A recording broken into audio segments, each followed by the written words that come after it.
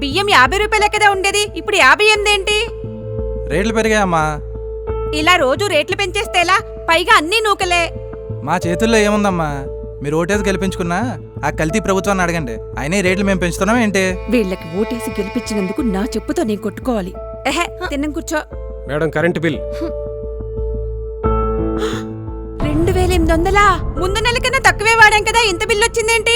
మమ్మల్ని అడిగితే ఎట్లా అమ్మా? మీరు ఓటేసి గెలిపించుకున్నారుగా, వాళ్ళనే అడగండి. ఏమో మా నాయకుడు వస్తున్నాడు, దండేసి దానం పెట్టి హాతలు ఇవ్వాలి. పదన్ పదన్. అలాగే.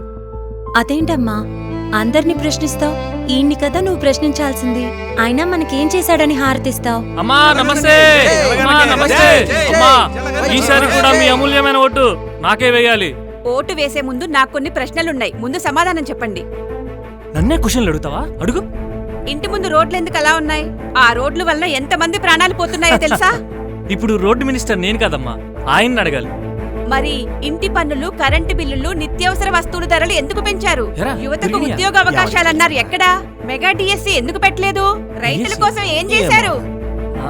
హారతి ఏదో ఇస్తా అన్నారు, అది ఇస్తే మేము వెళ్ళిపోతాం. ఆగండి, హారతేగా ఇస్తా.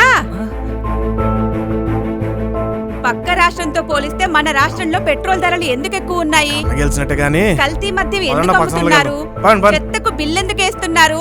ఆర్టీసీ టికెట్ రేట్లు ఎందుకు పెంచారు? వస్తున్నా. అమ్మా నమస్తే. అక్క నమస్తే. ఏయ్, ఆగండిరా, నా దగ్గర ఇంకా చాలా ప్రశ్నలున్నాయి, సమాధానం చెప్పెళ్ళండి. ఫు! జవాబు చెప్పలేని ప్రభుత్వాన్ని కాదు, జవాబుదారీగా ఉన్న ప్రభుత్వాన్ని ఎంచుకోండి. నా ఓటు సైకిల్ గుర్తుకే.